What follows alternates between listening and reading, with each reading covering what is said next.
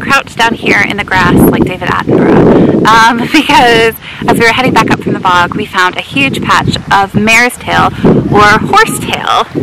And these are basically like prehistoric plants. These were around when the dinosaurs were here.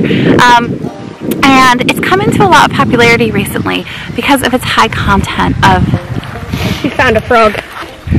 Theo found a frog. It's a family affair making these videos.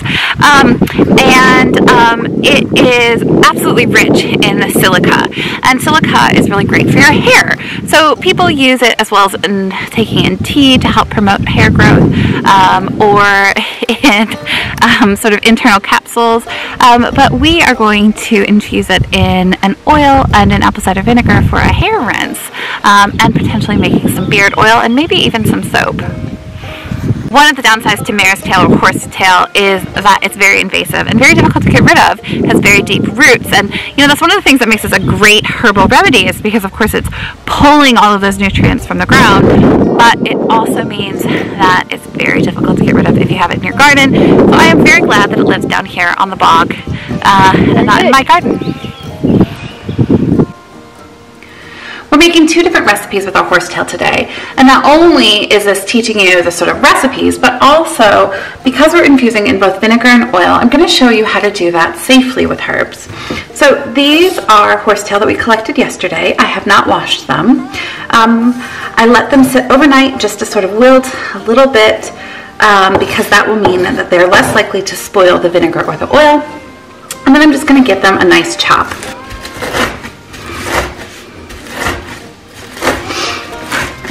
I'm just going to fill my jars with as much horsetail as I've got.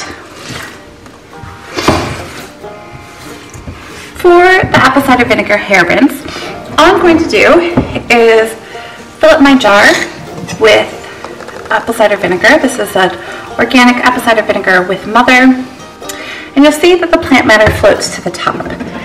So from here you can do one of two things. You can simply stick a lid on it and be sure to shake it every single day, just so you don't get any rot or anything going off, and that will help infuse your apple cider vinegar. So I could use a clean fermentation weight just to hold that plant matter down for the most part. That needs to infuse for 3 to 4 weeks. And then when it's time to use, I'm going to strain off all of the plant matter and then maybe add an essential oil like lavender or rosemary. Both are really good for your hair. To use your hair rinse, you just use a small amount, about a tablespoon amount, and rinse it through your hair with water in the shower. When you're infusing any oil, the rule is not that there is a hard and fast herb to oil ratio. What we're aiming for is that we want to be sure that the oil completely covers the herbs by about 1 inch. In this case, I'm using some hair growth promoting oils. I'm going to use jojoba oil and sweet almond oil, and I'm going to use them about 1/3 jojoba oil to 2/3 sweet almond oil. And I'm just going to eyeball this. And then I'm going to top the rest off with some sweet almond oil.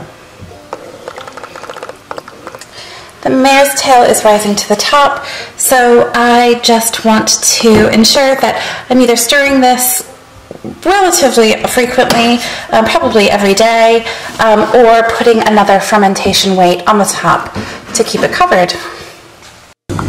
These are ready in 3 to 4 weeks. Simply strain out the plant matter before use.